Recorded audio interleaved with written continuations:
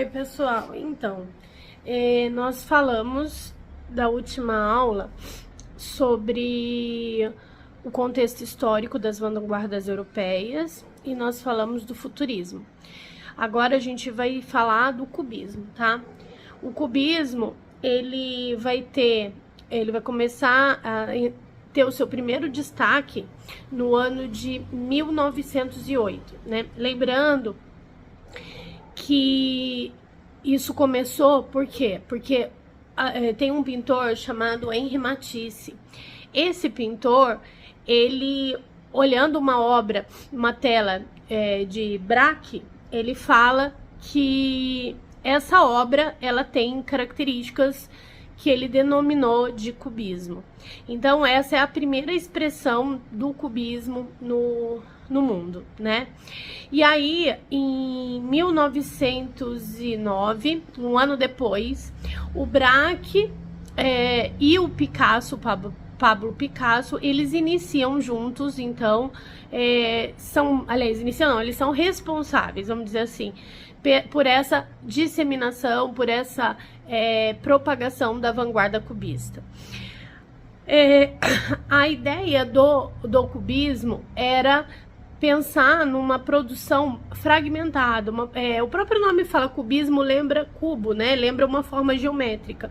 Então você vai ver muitas obras de arte sendo feitas de forma geométrica, com imagens, em formas geométricas mesmo. A ideia dos cubistas era que assim, nós não temos a mesma visão, né, de ângulos, de lugares diferentes. Então, por exemplo, eu tô aqui olhando de frente para você, então eu tenho uma visão. Quem estiver atrás de mim vai ter outra visão. Quem estiver do meu lado vai ter outra visão. Quem estiver do outro lado vai ter outra visão. Então, são visões diferentes. E eles querem colocar essas diversas visões numa mesma imagem. É quase, gente, quase uma imagem 3D, assim, sabe? Que você consegue ver diversas posições. Então vai ter obra de arte que você vai ver uma imagem de um rosto, por exemplo, que está de frente e ao mesmo tempo parece que ele está de lado, olhando com o olho assim meio para lateral. Então tem essas pequenas fragmentações da realidade colocadas numa mesma obra. Os cubistas, eles costumavam dizer que o artista tinha que ter a visão, o olhar de uma criança. Porque assim, imagina vocês em casa que tem uma criança pequena, que tem um filho em casa. Filho não, né? Um irmãozinho. Os pais de vocês têm um filho, né? Mas os irmãozinhos de vocês que estão em casa, bem pequenininho. O que acontece? Pode chegar em casa, olha no chão, não tem nada no chão. Você olhou no chão, não tem nada. Aí você coloca o seu irmãozinho lá para andar. Ele vai andar no chão, daqui a pouco você vê o seu irmãozinho assim, ó, mastigando alguma coisa. Você vai lá, chega perto da criança, enfia o dedo dentro da boca dela. E aí você vai tirar o quê de lá? Tirou uma tampa de caneta, por exemplo. Mas, poxa, você olhou no chão, não viu a tampa de caneta e a tampa de caneta estava lá dentro da boca da criança. Então, o que acontece? A criança, ela tem um olhar, ela consegue ver, ela tá explorando o mundo. Então, ela tem um olhar diferente da gente, que já se acostumou com alguns ambientes. Às vezes a gente olha uma coisa e não vê, né? Às vezes, por exemplo, a nossa mente é traiçoeira. Então, por exemplo, você tá indo pra escola e aí você fala assim, nossa, eu esqueci meu trabalho em cima da mesa. E você jurava que o seu trabalho estava em cima da mesa. Aí quando você chega em casa, você fala assim, quem pegou meu trabalho de cima da mesa? Aí ninguém fala, mas não tinha trabalho nenhum em cima da mesa. Lógico que tinha trabalho. E na sua cabeça, você lembra exatamente do trabalho em cima da mesa. E aí quando você vai ver, o trabalho não estava em cima da mesa, nunca esteve em cima da mesa, estava desde o início dentro da sua mochila. Então, a nossa mente, isso já não deve ter acontecido com você ter certeza de alguma coisa e essa coisa não estava lá. Por quê? Porque os nossos olhos se viciam à imagem, ao ambiente em que nós estamos e às vezes a gente vê, mas não enxerga. E a ideia do cubista era o quê? Exatamente você ter uma visão de mundo completa, uma visão de olhar do olhar da criança, olhar e ver, né? Explorar esse mundo, mesmo que com essa fragmentação da realidade, né? Tendo os diversos pontos de vista, os diversos lados. Por isso, dá essa impressão de você conseguir, de você ter um campo de visão, consegue ver todos os lados nas produções das imagens deles, né? Então, eles têm muito essa questão da fragmentação. Você vê na composição das imagens as figuras geométricas, né? Compostas aí, tá? Na apostila de vocês, tem alguns exemplos, não me lembro a página agora de cabeça, mas se vocês abrirem lá a página do cubismo, tem uma imagem compridinha até, ela tem um tom de verde, azul e umas cores assim mais marrons também. Vocês vão vendo pedaços, fragmentos sendo colocados dentro de um mesmo plano lá, tá? Era uma obra de Picasso chamado, eu acho que é Guitarra o nome, tá? Tem essa imagem e você vai ver também uma outra imagem na outra página, também dando continuidade ao cubismo. Se você tiver aí com a apostila, você acompanha. Aí é a imagem de uma mulher que parece estar com uma guitarra mesmo na mão. Ela é feita toda em formas geométricas, então você olha para o rosto, parece que ela tá com o rosto assim de lado, né, ao mesmo tempo que ela está de frente. E tem uma terceira imagem também, que é uma que tá com um negócio oval assim, né? E também toda fragmentada, toda feita em forma de figuras geométricas. É uma obra de Braque, que tem lá na apostila de vocês, tá? Que são 3 exemplos que eles colocam de figuras de mulher com instrumentos musicais, mostrando as perspectivas geométricas da coisa, em relação ao corpo, ao objeto, essas coisas todas que tem da produção. E lá tem um poemeto bem pequenininho, e ele chama, acho que é Nova Iguaçu, é o nome de uma cidade até, Nova Iguaçu. Nesse poema, você vai ver que ele é extremamente fragmentado, né? Então, ele começa lá, você não encontra conectivos entre as palavras, você vai vendo que são palavras soltas. Pode ler lá na apostila, chama Nova Iguaçu, poemeto. Aí você vai vendo palavras soltas. Nessas palavras soltas, elas não têm mas ao mesmo tempo que elas são soltas, elas formam todas numa ideia, elas são bem fragmentadas. É um poemeto, né, feito por Oswald de Andrade, que tá lá na apostila de vocês, dêem uma olhada, tá bom? Bom, dando sequência, nós vamos falar do expressionismo.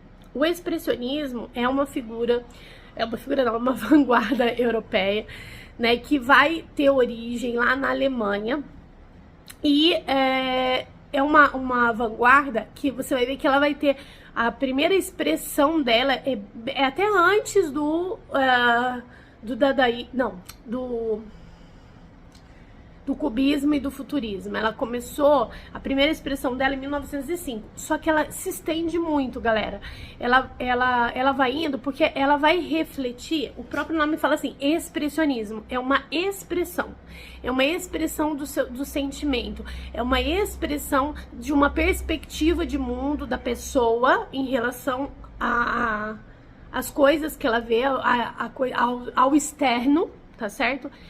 E essa perspectiva, esse olhar, nem sempre é positivo. Então, ele vai trazer essa ideia negativa, uma angústia em relação ao mundo, vai mostrar, assim, crises existenciais.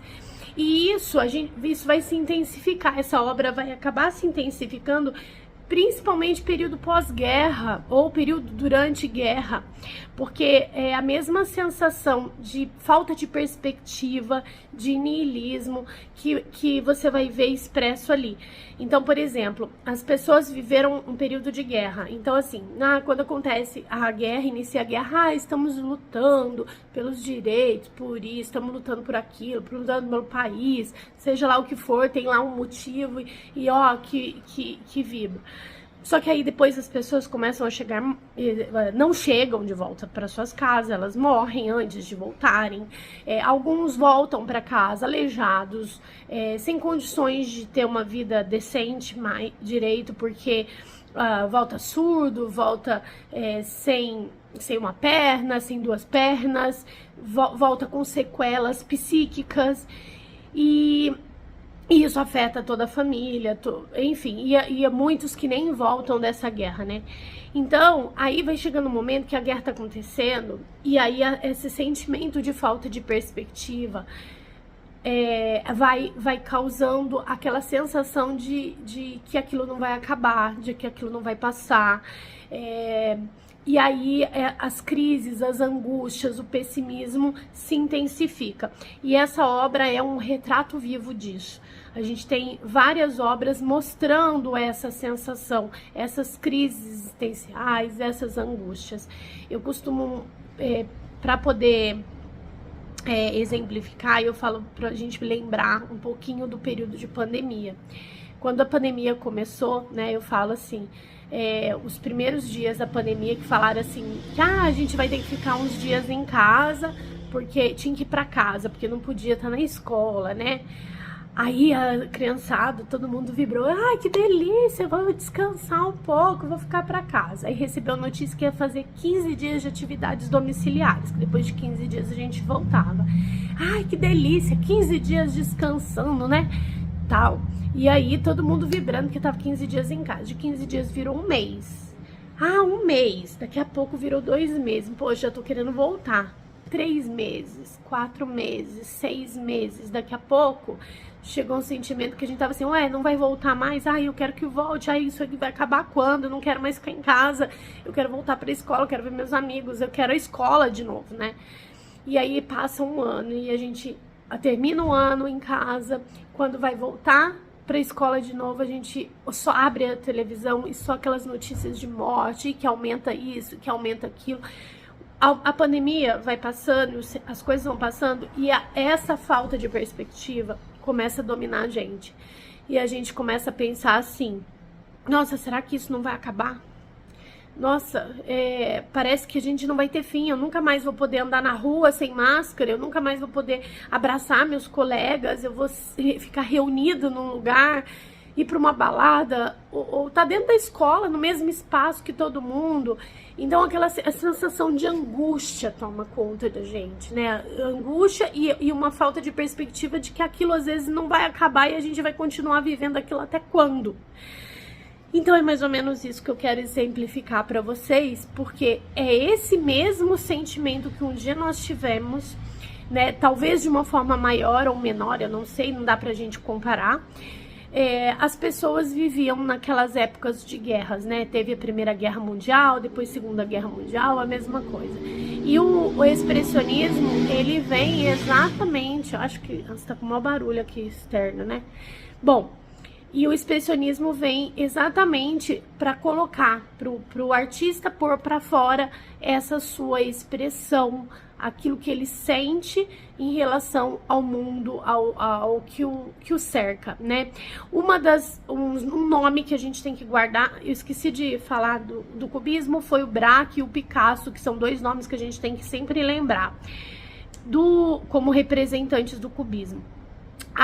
Do expressionismo, o Edvard Munch, né, que fez aquela obra O Grito, é uma das maiores obras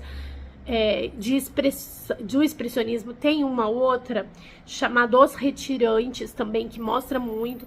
Então, o que você vai ver na obra expressionista? Você vai ver nas obras cores quentes, fortes, né? Você vai ver imagens onduladas que indicam alguma espécie de movimento. você vai ver essa expressão da angústia, de desespero, de dor, de alguma coisa desse tipo, retratado, né? Então você vai ter umas linhas retorcidas, para poder mostrar essas angústias. Então você vê na própria imagem de um grito, parece que a pessoa que tá ali, né, feita em formas até onduladas, ela tá gritando mesmo, de forma desesperada, pondo para fora aquele grito, né? Você vê também obras com rostos tristes, mostrando sofrimento, pessimismo mesmo. A própria obra Os Retirantes, ela é toda escura. As pessoas retratadas lá, elas são, parecem, como que chama aquilo? Parecem um puro osso, né? Então, você vai vendo essa melancolia retratada, né? E na literatura você vai ver, na parte de poesias, de textos, você vai ver essa angústia, essa falta de perspectiva retratada nas próprias palavras. Então tem até um poema lá na apostila, que também não lembro a página, não adianta eu falar aqui, que chama Rondel.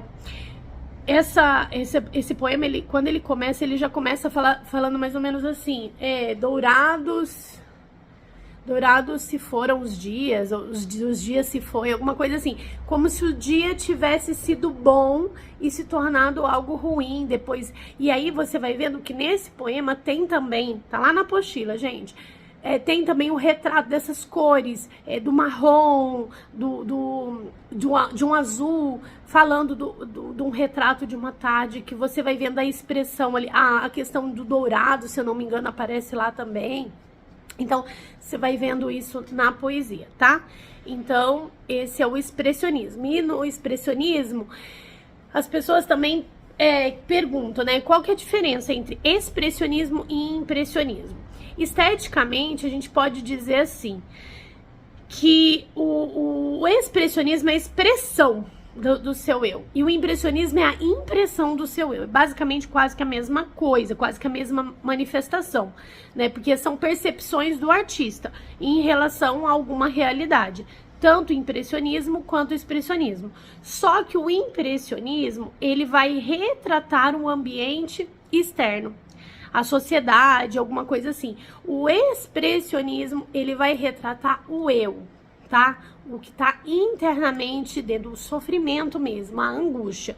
Isso que o expressionismo retrata, enquanto o impressionismo fala desse ambiente externo. Depois a gente vai pro dadaísmo. O dadaísmo é uma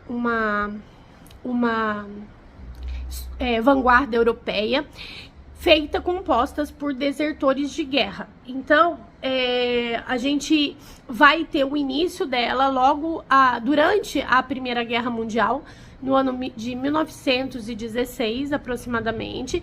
Então, eram exilados de guerra da Suíça que vão dar início a essa vanguarda do dadaísmo. Basicamente, dadaísmo não significa absolutamente nada, porque o criador do dadaísmo, que é Tristan Tzara, ele vai pegar um dicionário e ali ele vai folhear o dicionário, e no folhear ele abre exatamente na palavra Dada. Aí ele fala lá: fundamos o dadaísmo, entendeu?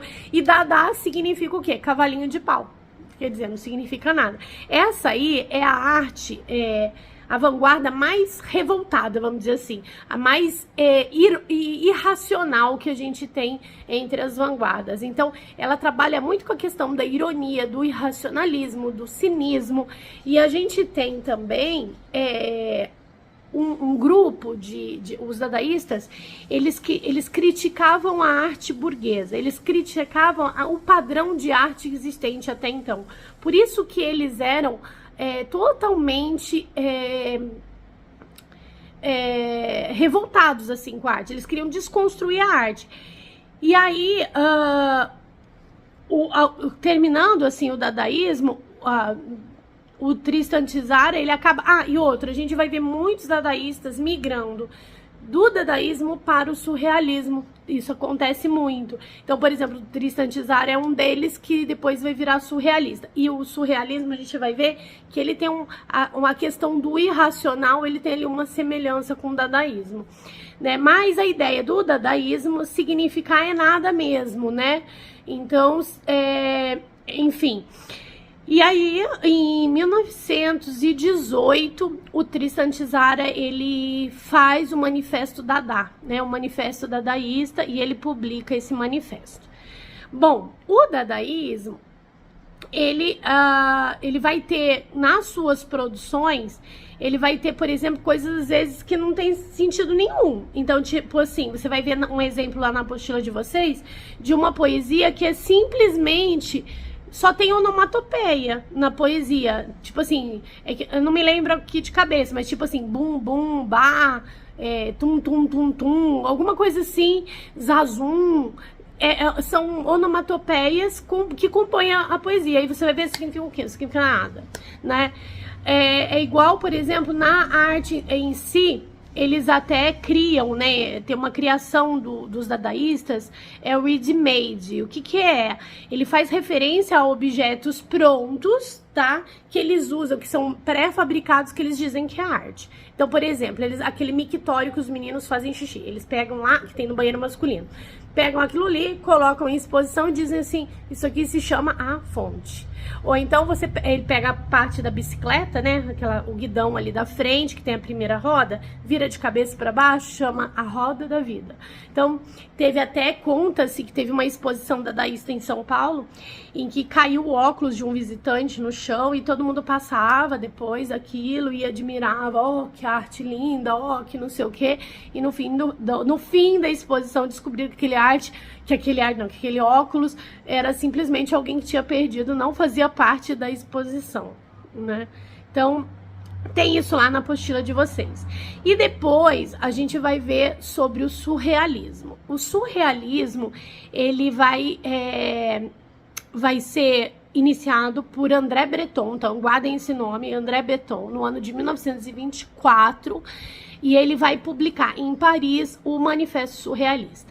A ideia do surrealismo é romper com os padrões da lógica, liberando o seu inconsciente, galera. É o que tá no fundo da sua mente. Eles diziam assim, que você, para produzir a arte surrealista, você tem que deixar o seu inconsciente falar. Então, aí o que acontece? Dentro dessa ideia surrealista tem muita teoria da psicanálise de Freud, do id, ego e superego. Não sei se vocês já ouviram falar, né? Então, vou explicar de uma forma bem leiga. Id, ego e superego. Imagina que você tem uma cômoda do lado da sua cama. Faz de conta que essa sua cama, essa cômodazinha, ela é a sua mente. Aí ela tem 3 gavetinhas. Então, a primeira gavetinha é fácil, você virar, abrir a gavetinha e tirar as coisas que estão ali dentro. É como se fosse, essa daí é a parte da sua mente, do seu consciente, daquilo que você lembra, que é coisa de imediato, que é fácil mexer, organizar, que vamos dizer, o que você almoçou agora no almoço, você já lembra com facilidade, são coisas do consciente. A segunda gaveta, ela já tem um pouquinho mais difícil. É aquele momento que você precisa lembrar de algo. Por exemplo, você está fazendo uma prova. Aí você vai tentar ali lembrar de alguma coisa. Então, é a sua segunda gavetinha. Então, você tem que procurar ali, já mexer, porque tá cheio de coisa ali para poder encontrar. E a terceira gaveta, que é aquela que fica lá embaixo, ela já é trancada, você não consegue abrir. É aquilo que tá no seu inconsciente. Então, tá lá no seu inconsciente, você não consegue tirar de lá. Como que ele vai se manifestar? Ele vai se manifestar nos seus sonhos. Então, de acordo com a teoria de Freud, os nossos sonhos, o mundo onírico, ele se manifesta, aliás, as nossas coisas reprimidas, sentimentalmente, emocionalmente, até em questão sexualmente, elas são manifestadas em sonho, aquilo que é reprimido dentro do seu interior. E os surrealistas, eles trabalham com essa ideia, por isso que você vai ver, por exemplo, a imagem lá de um céu e uma cama flutuando, um homem com uma cara de maçã, entendeu? São coisas que são meio ilógicas, porque é igual aos nossos sonhos são ilógicos. Uma hora você tá ali na sala de aula estudando, quando você abre a porta da sala pensando que vai ir até o Wilson para conversar com ele, daqui a pouco você abre a porta, você tá numa balada, de repente você tá caindo de um precipício, então as cenas vão mudando. E a mesma coisa que acontece com as poesias. Tá certo? As poesias, a literatura, ela vai retratar essas memórias, essas coisas que vêm de mundo dos sonhos, fragmentação, né? Como os sonhos são fragmentados, às vezes, os textos também vão ser fragmentados nas poesias, você vai encontrar muito isso, tá? Dê uma ouvida numa música. Como que é o nome da música agora? Eu Tive um Sonho, do Kid Abelha. É uma boa representação de um exemplo de poesia, de música, que fala um pouco dessa ideia, dessa tendência surrealista. Você vai vendo nessa música, por exemplo, que ele vai falando de cenas. Eu tive um sonho, vou te contar, eu me atirava do 8º andar. Imagina você atirar do 8º andar. E era preciso fechar os olhos para não morrer e não me machucar. Então, olha, pensa, fechar os olhos. Então, assim, se você não fechar os olhos, você não se machuca, não morre no sonho, entendeu? Então, escutem a música, ela é bem legal, ela é uma ótima forma de exemplificação do surrealismo. Ai, acabei, gente. É isso. Qualquer dúvida, estou aqui à disposição para ajudá-los, tá? Beijinhos. Até segunda.